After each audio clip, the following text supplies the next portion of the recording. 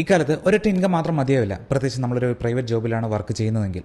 ഞാനൊരു സോഫ്റ്റ്വെയർ എഞ്ചിനീയറാണ്, ഒരു ടെസ്റ്ററാണ്. എനിക്ക് കുറച്ച് എക്സ്ട്രാ ഇൻകം വേണം തോന്നിയപ്പോൾ എല്ലാവരും ചെയ്യുന്നത് പോലെ ഞാനും യൂട്യൂബ് വീഡിയോസിൽ സൈഡ് ഹസിൽ റിലേറ്റഡ് ആയിട്ടുള്ള വീഡിയോസ് കണ്ടു തുടങ്ങി. അതിൽ കണ്ട എല്ലാ വീഡിയോസും പറഞ്ഞത് ഏകദേശം ഒരേ കാര്യം തന്നെയായിരുന്നു. അതായത് ഫ്രീലാൻസ് ചെയ്യുക, യൂട്യൂബ് ചാനൽ തുടങ്ങുക, അല്ലെങ്കിൽ ഒരു കോഴ്സ് ഉണ്ടാക്കി വിൽക്കുക, അല്ലെന്നുണ്ടെങ്കിൽ ബ്ലോഗ് തുടങ്ങുക, അതുമല്ലാന്നുണ്ടെങ്കിൽ മേ ബി ട്രേഡ് ചെയ്യുക. പക്ഷേ ഒരു QA എഞ്ചിനീയർ യഥാർത്ഥത്തിൽ എന്താണ് ചെയ്യേണ്ടതെന്ന് എനിക്ക് ഒരു വീഡിയോയിൽ നിന്നും കിട്ടിയിട്ടുണ്ടായിരുന്നില്ല. സോ ഈ വീഡിയോയിൽ ഞാൻ ടെസ്റ്റർ, ഡെവലപ്പർ, ഡെവോപ്സ്, AML ഇതിൽ ഓരോ റോളിലും വർക്ക് ചെയ്യുന്ന ആൾക്കാർക്ക് ചെയ്യാൻ കഴിയുന്ന എക്സ്ട്രാ ഇൻകം ഓപ്പർച്യൂണിറ്റീസ് പറയുന്നുണ്ട്. ടൈം സ്റ്റാമ്പ്സ് ഞാൻ താഴെ കൊടുത്തിട്ടുണ്ട്. ഇതിൽ നിങ്ങളുടെ റോൾ ഏതാണെന്ന് കണ്ടുപിടിക്കുക. അതായത് നിങ്ങളിപ്പോൾ ഡെവലപ്പർ ആണെന്നുണ്ടെങ്കിൽ ജസ്റ്റ് ഡെവലപ്പറിലേക്ക് സ്ക്രോൾ ചെയ്ത് സ്കിപ്പ് ചെയ്യുക. പോകുന്നതിന് മുമ്പ് ഒരു ചോദ്യം: എന്തുകൊണ്ടാണ് ഇപ്പോൾ മിക്ക IT എംപ്ലോയീസും ആൾറെഡി ഉള്ള സാലറിക്ക് പുറമെ മറ്റൊരു എക്സ്ട്രാ ഇൻകമിനെ പറ്റിയിട്ട് ആലോചിച്ച് തുടങ്ങിയത്? കാരണം ഒറ്റ സാലറി വെച്ചിട്ട് ഇപ്പം മുന്നോട്ട് പോകുന്നത് ഒരു റിസ്ക്കായി തോന്നി തുടങ്ങിയല്ലേ. കഴിഞ്ഞ കുറച്ച് വർഷങ്ങളായിട്ട് നമ്മളിപ്പോൾ ലേ ഓഫ്സ് ഒരു നോർമൽ കാര്യമായിട്ട് കേട്ടു തുടങ്ങി. അതായത് നമ്മുടെ റെൻറ്റ് കൂടി, EMIs കൂടി, പക്ഷേ നമ്മുടെ സാലറി മാത്രം അതേ വേഗത്തിൽ കൂടിയിട്ടുമില്ല. അതുകൊണ്ട് തന്നെ ഈ വീഡിയോ പെട്ടെന്ന് റിച്ച് ആവാനുള്ള ഒരു വഴിയൊന്നുമില്ല നിങ്ങൾക്ക് പറഞ്ഞുതരാൻ പോകുന്നത്. നിങ്ങളുടെ സ്കില്ല് കമ്പനിക്ക് പുറത്ത് എങ്ങനെ യൂസ് ചെയ്യാം എന്നതിനെക്കുറിച്ചിട്ടാണ് ഈ വീഡിയോ. So chapter 1, testers. ഭൂരിഭാഗം ടെസ്റ്റേഴ്സും വിശ്വസിക്കുന്ന ഒരു കാര്യമുണ്ട്: എൻ്റെ സ്കില്ല് ഭയങ്കര ബേസിക്കാണ്, അത് വെച്ചിട്ട് ഞാൻ എന്ത് ചെയ്യാനാണെന്ന്. ആ തോന്നൽ കാരണം എല്ലാ മാസവും നിങ്ങൾക്ക് കിട്ടേണ്ടിയിരുന്ന ഒരു നല്ലൊരു എമൗണ്ട് നഷ്ടപ്പെടുന്നുണ്ട്. സോ നിങ്ങൾ ടെസ്റ്റേഴ്സിന് ചെയ്യാൻ കഴിയുന്ന ഫസ്റ്റ് ഓപ്പർച്യൂണിറ്റിയാണ് ഫ്രീലാൻസ് മാർക്കറ്റിംഗ്. ഫ്രീലാൻസ് നേരത്തെ പറഞ്ഞ പോലെയുള്ള ചുമ്മാ പറഞ്ഞ ഒരു കാര്യമല്ല. ബഗ് ഫൈൻഡിങ്ങിന് നല്ല ഡിമാൻഡുണ്ട്. ടെസ്റ്റേഴ്സിനെ എവിടെ പോയാണ് വർക്ക് എടുക്കേണ്ടതെന്നോ എവിടെ പോയിട്ട് ബഗ് കണ്ടുപിടിക്കണമെന്നോ അറിയില്ല. അതാണ് പ്രശ്നം. നിങ്ങൾ ആദ്യം പോകേണ്ടത് ടെസ്റ്റ്, ടെസ്റ്റൈലോ അല്ലെങ്കിൽ റെയിൻ ഫോറസ്റ്റ് QA എന്നീ വെബ്സൈറ്റുകളാണ്. കമ്പനികൾ അവരുടെ ലൈവ് ആപ്പുകളിലെ ബഗ് കണ്ടുപിടിക്കാൻ വേണ്ടിയിട്ട് യഥാർത്ഥ ടെസ്റ്റേഴ്സിന് കാശ് കൊടുക്കുന്നുണ്ട്. നിങ്ങൾ ഇത്തരം വെബ്സൈറ്റുകളിൽ സൈനപ്പ് ചെയ്യുക. നല്ല പ്രൊഫൈൽ ഉണ്ടാക്കിയെടുത്ത് കഴിഞ്ഞാൽ നിങ്ങൾക്ക് ടെസ്റ്റ് സൈക്കിൾസ് നിങ്ങളെ തേടി വരും. അതായത് ഓരോ ബഗ് കണ്ടുപിടിക്കുമ്പോഴും നിങ്ങൾക്ക് പേയ്മെൻറ്റ് കിട്ടും. എനിക്ക് പേഴ്സണലി അറിയാവുന്ന ഇൻഫോസിസിലെ ഒരു മാനുവൽ ടെസ്റ്ററുണ്ട്, ഒരു 3 വർഷത്തെ എക്സ്പീരിയൻസ് ഉള്ള ആൾക്ക്. പക്ഷേ സൈനപ്പ് ചെയ്ത് 30 ദിവസത്തിനുള്ളിൽ അദ്ദേഹത്തിന് ആദ്യത്തെ ടെസ്റ്റിൻ്റെ പേ ഔട്ട് കിട്ടി. ആരെയും പോയി പിച്ച് ചെയ്യേണ്ടി വന്നില്ല, ക്ലയൻറ്റിനെ തപ്പി നടക്കേണ്ടി വന്നിട്ടില്ല. ആ പ്ലാറ്റ്ഫോം തന്നെ നമുക്ക് വേണ്ട വർക്ക് കൊണ്ടുവരും. സിമ്പിളായി പറഞ്ഞാൽ നിങ്ങളുടെ കമ്പനി നിങ്ങൾക്ക് കാശ് തരുന്നത് അവരുടെ ബഗ്ഗുകൾ കണ്ടുപിടിക്കാൻ വേണ്ടിയിട്ടാണ്. മറ്റുള്ളവരുടെ ബഗ് നിങ്ങൾ കണ്ടുപിടിക്കാൻ നിന്ന് കഴിഞ്ഞാൽ മാർക്കറ്റിൽ തന്നെ നിങ്ങൾക്ക് കാശ് കൊണ്ടുവരും. പക്ഷേ ടെസ്റ്റിന് ഒരു കുഴപ്പമുണ്ട്. നിങ്ങളുടെ ടെസ്റ്റർ റേറ്റിംഗ് ബിൽഡ് ചെയ്യാൻ വേണ്ടിയിട്ട് കുറച്ച് സമയമെടുക്കും. ആദ്യത്തെ ടെസ്റ്റ് സൈക്കിൾസ് അത്രത്തോളം വേഗത്തിൽ നടന്നുകൊള്ളണമെന്നില്ല. എന്നാൽ അതിൻ്റെ കൂടെ പെട്ടെന്ന് കുറച്ച് ഇൻകം കിട്ടാൻ വേണ്ടിയിട്ട് രണ്ടാമതൊരു വഴിയുണ്ട്. Second method: startup QA consulting. സ്റ്റാർട്ടപ്പുകൾ അവരുടെ ആപ്പ് ലോഞ്ച് ചെയ്യുന്നത് ഒരു QA പോലും ഹയർ ചെയ്യാതെയാണ്. ഒരു വീക്കെൻഡ് നിങ്ങൾ എന്ത് ചെയ്യുക, അവരുടെ വെബ്സൈറ്റിൽ കയറി ടെസ്റ്റ് ചെയ്യുക. അല്ലാന്നുണ്ടെങ്കിൽ അവർ ചെയ്ത ഏതെങ്കിലും ഒരു ടൂള് ജസ്റ്റ് ടെസ്റ്റ് ചെയ്തിട്ട് അതിൻ്റെ ഒരു ടെസ്റ്റ് റിപ്പോർട്ട്, ഒരു ഓഡിറ്റ് റിപ്പോർട്ടായിട്ട് കൊടുക്കുകയാണെന്നുണ്ടെങ്കിൽ അത് ആവശ്യമുള്ളൊരു ഫോട്ടോയെ സംബന്ധിച്ചിടത്തോളം ആ ഡോക്യുമെൻറ്റിന് 5000 രൂപ മുതൽ 15000 രൂപ വരെ വിലയുണ്ട്. വർക്ക് ചെയ്യുന്നിടത്ത് നിങ്ങൾ ഇതൊക്കെ തന്നെയാണ് ചെയ്യുന്നത്. പക്ഷേ ഇതിൻ്റെ റിപ്പോർട്ട് ആർക്കാണ് കൊടുക്കുന്നത് എന്ന കാര്യത്തിൽ മാത്രമേ വ്യത്യാസമുള്ളൂ. സോ പ്രോട്ടിപ്പ് എന്ന് പറഞ്ഞാൽ ഈ വീക്കെൻഡിൽ utest.com പോവുക, നിങ്ങളുടെ പ്രൊഫൈൽ ക്രിയേറ്റ് ചെയ്യുക, ട്രൈ ചെയ്ത് നോക്കുക. അത് നടന്നില്ല എന്നുണ്ടെങ്കിൽ മാത്രം ഈ ഒരു രീതിയിലേക്ക് വരിക. അതും വർക്കായില്ല എന്നുണ്ടെങ്കിൽ മൂന്നാമതൊരു വഴി കൂടെ ഉണ്ട്: ബഗ് ബൗണ്ടി. ടെസ്റ്റേഴ്സ് അധികം ശ്രദ്ധിക്കാത്ത ഒരു വഴിയാണ് bug bounty program. HackerOne, Bugcrowd പോലെയുള്ള പ്ലാറ്റ്ഫോമുകൾ റിയൽ പ്രോഡക്റ്റുകളിലെ വൾണറബിലിറ്റീസ് കണ്ടുപിടിക്കുന്നതിന് നമ്മളെപ്പോലുള്ള ടെസ്റ്റേഴ്സിന് പേയ്മെൻറ്റ് കൊടുക്കുന്നുണ്ട്. അതൊക്കെ ഹാക്കേഴ്സിനുള്ളതല്ലേ എന്ന് നിങ്ങൾ ആലോചിക്കുന്നതിന് മുന്നേ ഒരു ഇമ്പോർട്ടൻ്റ് ആയിട്ടുള്ള കാര്യം ഞാൻ പറയാം. ചിലപ്പോൾ എക്സ്പീരിയൻസ്ഡ് ആയിട്ടുള്ള ഹാക്കേഴ്സിന് പോലും ശ്രദ്ധിക്കാതെ പോകുന്ന ചില കാര്യങ്ങൾ കണ്ടുപിടിക്കുന്ന ആൾക്കാരാണ് ആ കമ്പനികൾ തിരയുന്നത്. ഇനി ഒരു റിയാലിറ്റി ചെക്ക്. ഈ വഴി യഥാർത്ഥത്തിൽ ക്രൗഡ് ടെസ്റ്റിങ്ങിനേക്കാൾ, അതായത് നേരത്തെ പറഞ്ഞ ടെസ്റ്റ് വഴി ടെസ്റ്റ് ചെയ്യുന്ന അതിനേക്കാൾ കുറച്ചുകൂടി പാടാണ്. ഇത് പഠിക്കാൻ നിങ്ങൾ ചിലപ്പോൾ കുറച്ചധികം സമയം നിങ്ങൾ ചിലവാക്കേണ്ടി വന്നിരിക്കും. ആദ്യത്തെ പേയ്മെൻറ്റ് കിട്ടാനും ചിലപ്പോൾ സമയമെടുത്തേക്കാം. പക്ഷേ ഇതിൽ നിന്ന് കിട്ടുന്ന ലാഭം, സത്യം പറഞ്ഞാൽ നല്ലൊരു ബഗ് കണ്ടുപിടിച്ച് ഒരു മാസം റെഗുലറായിട്ട് ടെസ്റ്റിംഗ് ചെയ്താൽ നിങ്ങൾക്ക് കിട്ടുന്നതിനേക്കാൾ കൂടുതൽ എമൗണ്ട് ആയിരിക്കും നിങ്ങൾക്ക് കിട്ടുന്നത്. സോ ഈ ഇടയ്ക്ക് ഞാനൊരു ആർട്ടിക്കിൾ വായിച്ചിരുന്നു. കൈലാസ് എന്ന് പറയുന്ന ഒരാൾ ബഗ് ബൗണ്ടി വഴി ഏകദേശം $1000, അതായത് ഏതാണ്ട് 1 ലക്ഷം രൂപ നേടിയ കഥ. അത് നിങ്ങളൊന്ന് വായിച്ചു നോക്കുക. ഇൻട്രസ്റ്റിംഗ് ആണ്. ഡിസ്ക്രിപ്ഷനിൽ അതിൻ്റെ ലിങ്ക് കൊടുത്തിട്ടുണ്ട്. Next, usability review. മിക്ക ടെസ്റ്റേഴ്സും ശ്രദ്ധിക്കാത്ത മറ്റൊരു ഐഡിയയാണ് യൂസബിലിറ്റി റിവ്യൂ. നമുക്കിപ്പോൾ അറിയാവുന്ന ഭൂരിഭാഗം സ്മോൾ സ്കെയിൽ ബിസിനസ്സുകളുടെയും വെബ്സൈറ്റുകൾ ടെക്നിക്കലി വർക്കാവുന്നതാണ്. പക്ഷേ യൂസേഴ്സ് പകുതിക്ക് വെച്ചിട്ട് ഡ്രോപ്പ് ചെയ്ത് പോകും. കാര്യം യൂസർ എക്സ്പീരിയൻസ് മേ ബി അല്ലെങ്കിൽ ചെക്കൗട്ട് ഫ്ലോസ് ഒക്കെ കൺഫ്യൂസിങ് ആയിരിക്കും. അതുപോലെ തന്നെ ചിലപ്പോൾ ഫോംസ് ഫില്ല് ചെയ്യാൻ ആകെ ബുദ്ധിമുട്ടായിരിക്കും. മൊബൈൽ എക്സ്പീരിയൻസസ് പലപ്പോഴും സൈലൻ്റ് ആയിട്ട് ബ്രേക്ക് ആവുന്നുണ്ടായിരിക്കും. പക്ഷേ ഇതിൻ്റെ ഓണർക്ക് എന്തുകൊണ്ടാണ് ഇങ്ങനെ സംഭവിക്കുന്നതെന്ന് പലപ്പോഴും മനസ്സിലാവുന്നുണ്ടാവില്ല. സാധാരണ യൂസേഴ്സിനേക്കാൾ വേഗത്തിൽ ഇത്തരം UX ബഗ്ഗുകൾ കണ്ടുപിടിക്കാൻ ഒരു ടെസ്റ്ററിന് കഴിയും. അതാണ് നിങ്ങളുടെ അഡ്വാൻറ്റേജ്. നിങ്ങൾ റിവ്യൂ ചെയ്യേണ്ടത് വെബ്സൈറ്റ്, അതിൻ്റെ ഓൺബോർഡിംഗ് ഫ്ലോ, പിന്നെ ചെക്കൗട്ട് എക്സ്പീരിയൻസ്. അതിനുശേഷം നിങ്ങൾ അവർക്ക് അയച്ചു കൊടുക്കുക നിങ്ങളുടെ ഒരു റിവ്യൂ അല്ലെങ്കിൽ ഒരു റിപ്പോർട്ട്, അല്ലെങ്കിൽ കൃത്യമായി സ്ട്രക്ചർ ചെയ്ത ഒരു PDF ഓഡിറ്റ്. ഒരിക്കലും നിങ്ങളിങ്ങനെ പറയുന്നത് ഞാൻ നിങ്ങളുടെ വെബ്സൈറ്റ് അല്ലെങ്കിൽ ആപ്പ് ടെസ്റ്റ് ചെയ്ത് തരാം. പകരം ഇങ്ങനെ പറയുക: നിങ്ങളുടെ വെബ്സൈറ്റിൽ പ്രോപ്പറായി കൺവേർഷൻ നടക്കുന്നില്ല എന്നുള്ള കാര്യം എനിക്കറിയാം. ആൻഡ് എവിടെ വെച്ചിട്ടാണ് യൂസേഴ്സ് ഡ്രോപ്പ് ആകുന്നുള്ള കാര്യവും ഞാൻ നന്നായിട്ട് ശ്രദ്ധിച്ചിട്ടുണ്ട്. ആൻഡ് അത് ഞാൻ നിങ്ങൾക്ക് കാണിച്ചു തരാം എന്നുള്ള രീതിയിൽ നിങ്ങൾ പറഞ്ഞു കഴിഞ്ഞാൽ അതൊരു ബിസിനസ് വാല്യൂ ആയിട്ടാണ് അവർക്ക് തോന്നുക. ഉപകാരപ്രദമായിട്ടുള്ള ഒരു റിവ്യൂ. ഒരു ബിസിനസ് ഓണറിന് അവർക്ക് ഇഷ്ടപ്പെട്ട് കഴിഞ്ഞാൽ ചിലപ്പോൾ അവർ ആ വെബ്സൈറ്റ് തന്നെയോ അല്ലെങ്കിൽ അവരുടെ തന്നെ മറ്റ് ഏതെങ്കിലും ഫേംസിനെ വേണ്ടിയിട്ടോ അല്ലെങ്കിൽ അവരുടെ ഫ്രണ്ട്സിനോ എവിടെയെങ്കിലും കൊടുത്തിട്ട് കൂടുതൽ റെഫറൻസ് വഴി നിങ്ങൾക്ക് കൂടുതൽ വർക്കുകൾ കിട്ടിക്കൊണ്ടേയിരിക്കും. Next, testing mentorship. ടെസ്റ്റേഴ്സിനുള്ള മറ്റൊരു വഴിയാണ് ടീച്ചിങ്. വലിയ ഓൺലൈൻ കോഴ്സുകളൊന്നും ഉണ്ടാക്കി വിൽക്കാൻ നിൽക്കരുത്. ആ മാർക്കറ്റ് ഓൾറെഡി ക്രൗഡഡാണ്. അതായത് നിങ്ങൾക്ക് ട്രസ്റ്റ് ബിൽഡ് ചെയ്തെടുക്കാൻ തന്നെ ഒരുപാട് സമയം എടുത്തേക്കും. മാത്രമല്ല കോഴ്സസ് വാങ്ങുന്ന ഭൂരിഭാഗം ആൾക്കാരും ആ കോഴ്സസ് മുഴുവനായിട്ട് കണ്ട് തീർക്കുകയില്ല. സോ ആൾക്കാർക്ക് ചെറിയ രീതിയിലുള്ള സഹായങ്ങളാണ് കൂടുതൽ വർക്കാവുക. അതായത് മോക്ക് ഇൻ്റർവ്യൂസ്, റെസ്യൂമേ റിവ്യൂസ്, അല്ലെങ്കിൽ ഓട്ടോമേഷൻ ഗൈഡൻസ്, ഫ്രഷേഴ്സിനായിട്ടുള്ള റോഡ് മാപ്പ് ക്രിയേറ്റ് ചെയ്യുക, ഇത്തരത്തിലുള്ള കാര്യങ്ങൾ. കമ്പനി മാറാൻ ശ്രമിക്കുന്ന ഒരു ജൂനിയർ ടെസ്റ്റർ ആ വഴിയിലൂടെ നേരത്തെ കടന്നുപോയിട്ടുള്ള സീനിയറായിട്ടുള്ള ഒരാൾക്ക് സന്തോഷത്തോടെ പേയ്മെൻറ്റ് കൊടുക്കും. നിങ്ങൾ വർക്ക് ചെയ്യുന്നിടത്ത് ദിവസം ബഗ്സ്, സിസ്റ്റം, ഫ്ലോസ് എന്നിവയെല്ലാം മറ്റുള്ളവർക്ക് വ്യക്തമായിട്ട് പറഞ്ഞ് മനസ്സിലാക്കി കൊടുക്കുന്നുണ്ട്. ആ കമ്മ്യൂണിക്കേഷൻ സ്കില്ലിന് നിങ്ങളുടെ കമ്പനിക്ക് പുറത്തും വാല്യുണ്ട്. നിങ്ങളൊരു ക്രിയേറ്റർ ആവേണ്ട ആവശ്യമൊന്നുമില്ല. ഇനി ടെസ്റ്റേഴ്സ് ബ്രേക്ക് ചെയ്യുന്ന കോഡ് എഴുതുന്ന ആളാണ് നിങ്ങൾ. അതായത് നിങ്ങളൊരു ഡെവലപ്പർ ആണെന്നുണ്ടെങ്കിൽ നിങ്ങളുടെ വഴി തികച്ചും വ്യത്യസ്തമാണ്. അടുത്തത് ഡെവലപ്പേഴ്സ്. ചെറുതും എന്നാൽ വളരെ പെട്ടെന്ന് ചെയ്യാൻ പറ്റുന്നതായിട്ടുള്ള ഇൻ്റഗ്രേഷൻ ജോലിയൊക്കെ മാർക്കറ്റിൽ ഭയങ്കര ഡിമാൻഡുണ്ട്. അതിന് മാസങ്ങളോ ആഴ്ചകളോ ഒന്നും വേണ്ടി വരില്ല. നിങ്ങളൊരു എക്സ്പീരിയൻസ്ഡ് ആയിട്ടുള്ള ഒരു ഡെവലപ്പർ ആണെന്നുണ്ടെങ്കിൽ ദിവസങ്ങൾ മാത്രമേ എടുക്കുള്ളൂ. അതായത് ഒരു എക്സാമ്പിളിന് നോൺ ടെക്നിക്കൽ ബിസിനസ്സുകൾക്ക് അവരുടെ വെബ്സൈറ്റുമായിട്ട് റൈസർ പേ കണക്ട് ചെയ്യേണ്ടി വരും, അല്ലെങ്കിൽ വാട്സപ്പ് API സെറ്റപ്പ് ചെയ്യേണ്ടി വരും, അല്ലെങ്കിൽ സോഹോ സ്ക്രാച്ചിൽ നിന്ന് തന്നെ കോൺഫിഗർ ചെയ്യേണ്ടി വരും. ഇതൊക്കെ ഒരു 2-3 ദിവസം കൊണ്ട് തീർക്കാൻ പറ്റുന്ന ജോലികളാണ് AI ഹെൽപ്പോടുകൂടി. ഞാനൊരു എക്സാമ്പിൾ പറഞ്ഞുതരാം. എൻ്റെ ഓഫീസിൽ വർക്ക് ചെയ്യുന്ന ഒരു ബാക്ക് എൻഡ് ഡെവലപ്പർ.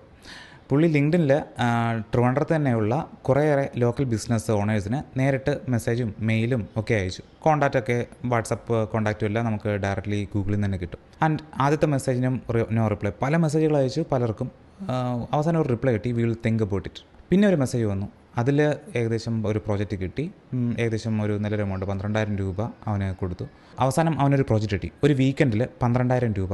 അത് വലിയ എഫേർട്ടൊന്നുമില്ല, പക്ഷേ ഒരു വീക്കെൻഡ് കൊണ്ട് അവനെ കൊണ്ട് തീർക്കാൻ കഴിയുന്ന കാര്യം ഉണ്ടായിരുന്നു. സോ ലോക്കൽ ബിസിനസ്സുകാരും അപ്വർക്കിലൊന്നും പോകാറില്ല. ആദ്യം ആരാണോ അവരെ കോൺടാക്ട് ചെയ്യുന്നത് അവരോട് അവർ റെസ്പോണ്ട് ചെയ്യും. നേരിട്ടോ വാട്സാപ്പ് വഴിയോ നിങ്ങൾ ചോദിച്ചാൽ മാത്രം മതിയായിരിക്കും. സിമ്പിളായി പറഞ്ഞു കഴിഞ്ഞാൽ വലിയൊരു ഐഡിയയ്ക്ക് വേണ്ടിയിട്ട് നമ്മൾ വെയിറ്റ് ചെയ്യുന്നത് നിർത്തുക. ചെറിയ ചെറിയ ജോലികളിൽ നിന്ന് ഇപ്പോൾ തന്നെ നമുക്ക് പണം കിട്ടി തുടങ്ങും. ഇപ്പോൾ ഞാൻ പറഞ്ഞു വന്നത് 41% ഇന്ത്യക്കാർ ഇപ്പോൾ 2 അതിലധികമോ ജോലികൾ ചെയ്യുന്നുണ്ട്. ലോകത്തിൽ വെച്ചിട്ട് ഏറ്റവും കൂടുതൽ. അത് നമ്മുടെ ആരുടെയും മിസ്റ്റേക്ക് ഉണ്ടെന്നുമല്ല. കുറഞ്ഞ സമയത്തിനുള്ളിൽ കൂടുതൽ ക്യാഷ് സേവ് ചെയ്യുക, ആ സേവ് ചെയ്ത ക്യാഷ് ഇൻവെസ്റ്റ് ചെയ്യുക എന്നതാണ് ഇപ്പോൾ നമ്മളെല്ലാവരും കണ്ടുകൊണ്ടിരിക്കുന്ന ട്രെൻഡ്. പക്ഷേ ട്രെൻഡല്ല, അതാണ് ഫിനാൻഷ്യലി കുറച്ചുകൂടി മോട്ടിവേറ്റഡ് ആയിട്ടുള്ള ആൾക്കാർ, അല്ലെങ്കിൽ ഫിനാൻഷ്യലി നല്ല ഗോൾസ് ഉള്ള ആൾക്കാരൊക്കെ ചെയ്യുന്ന കാര്യങ്ങൾ. സോ മുകളിൽ പറഞ്ഞ ഐഡിയ നിങ്ങൾക്ക് അത്രത്തോളം ഇഷ്ടപ്പെട്ടില്ല എന്നുണ്ടെങ്കിൽ ഡെവലപ്പേഴ്സിനെ പറ്റിയ വേറെ കുറച്ച് ഐഡിയാസ് കൂടി വരുന്നുണ്ട്. മിക്ക സ്മോൾ ബിസിനസ്സുകളും അവരുടെ ഭൂരിഭാഗം ജോലികളും ചെയ്യുന്നത് എക്സൽ ഷീറ്റുകളിലൂടെയും അല്ലെങ്കിൽ വാട്സാപ്പ് മെസ്സേജുകളിലൂടെയാണ്. ഇൻവെൻട്രി ട്രാക്കിംഗ്, ലീഡ് മാനേജ്മെൻറ്റ്, അല്ലെങ്കിൽ ഇൻവോയ്സ് അപ്ഡേറ്റ്സ്, മാനുവൽ റിപ്പോർട്ട്, ഇതൊക്കെ മാനുവലി ചെയ്യുന്നത് അവർക്ക് സ്ട്രഗിളായിരിക്കും. അവർക്ക് ബിസിനസ് നടക്കുന്നുണ്ടാകും, പക്ഷേ അവിടുത്തെ വർക്ക് ഫ്ലോ ആകെ തന്നെ കുഴപ്പത്തിലായിരിക്കും. അവിടെയാണ് ഡെവലപ്പേഴ്സിന് വാല്യൂ ഉണ്ടാകുന്നത്, കേട്ടിട്ടുണ്ട്. പക്ഷേ അത് എങ്ങനെ ശരിക്കും ഉപയോഗിക്കണം എന്ന് വളരെ കുറച്ച് പേർക്കേ അറിയൂ. ഒരു ക്ലിനിക്കിന് അവരുടെ അപ്പോയിൻമെൻറ്റ് ഫോളോ അപ്പുകൾ വാട്സാപ്പിൽ ഓട്ടോമേറ്റ് ചെയ്യണം. ഒരു കോച്ചിങ് സെൻറ്ററിന് അവരുടെ സ്റ്റുഡൻറ്റ് എൻക്വയറീസ് ഓട്ടോമാറ്റിക്കായിട്ട് ഫിൽട്ടർ ചെയ്യണം. അല്ലെങ്കിൽ ഒരു റിയൽ എസ്റ്റേറ്റ് ടീമിന് AI ജനറേറ്റ് ചെയ്ത ലീഡ് സമ്മറീസ് വേണം.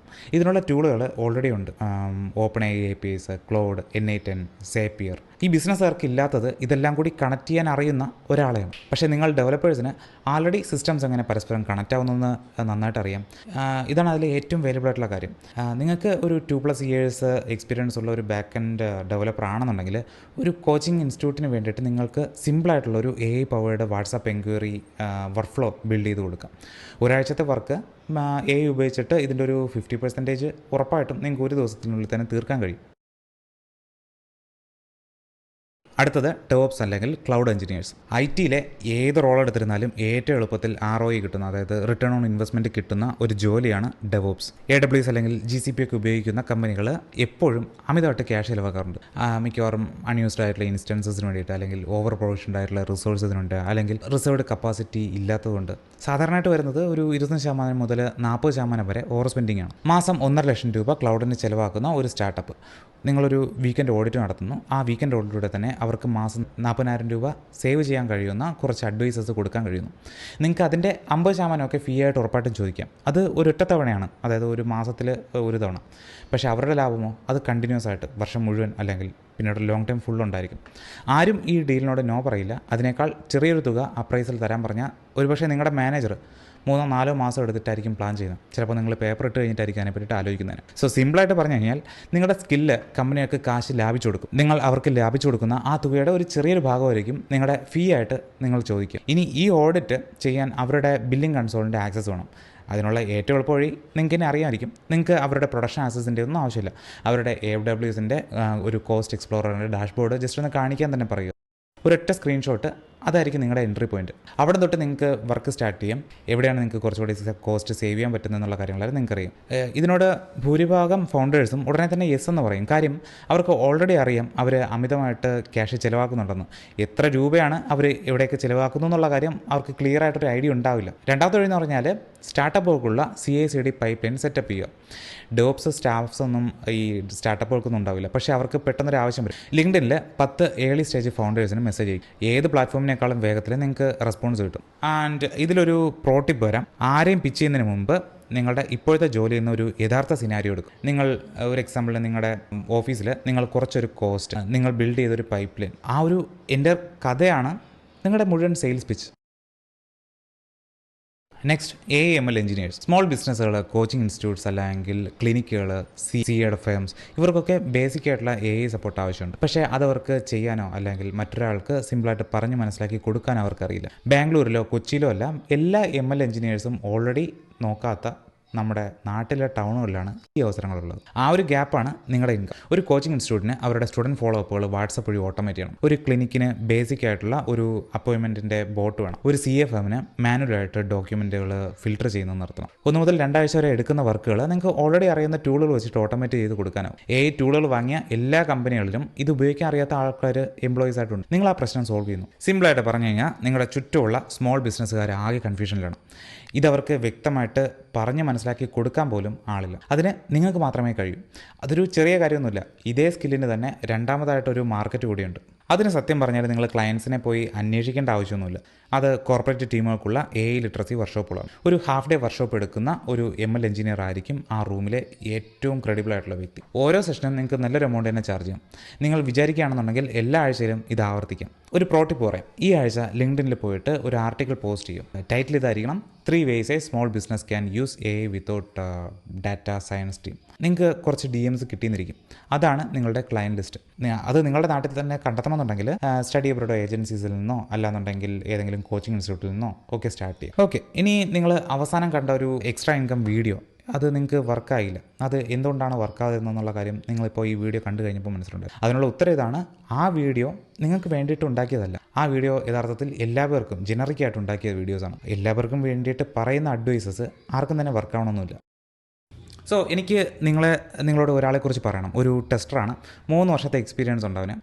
പുള്ളി ഒരു 4 മാസം തന്നെ എക്സ്ട്രാ ഇൻകം വീഡിയോസ് കാണാൻ വേണ്ടിയിട്ട് തന്നെ സമയം ചിലവാക്കി. അതായത് ഓരോ തവണ അവന് കിട്ടിയത് ഒരു അഡ്വൈസസ്, നേരത്തെ പറഞ്ഞതുപോലെ ഫ്രീലാൻസിങ് അല്ലെങ്കിൽ യൂട്യൂബ് സ്റ്റാർട്ട് ചെയ്യുക, അങ്ങനെയൊക്കെ. ഒരു ഞായറാഴ്ച വൈകുന്നേരം പുള്ളി ടെസ്റ്റിൽ സൈൻ അപ്പ് ചെയ്തു. വെറുതെ ഒന്ന് ട്രൈ ചെയ്ത് നോക്കാമെന്ന് വിചാരിച്ചു. പക്ഷേ ഒരു പ്രതീക്ഷ ഉണ്ടായിരുന്നില്ല.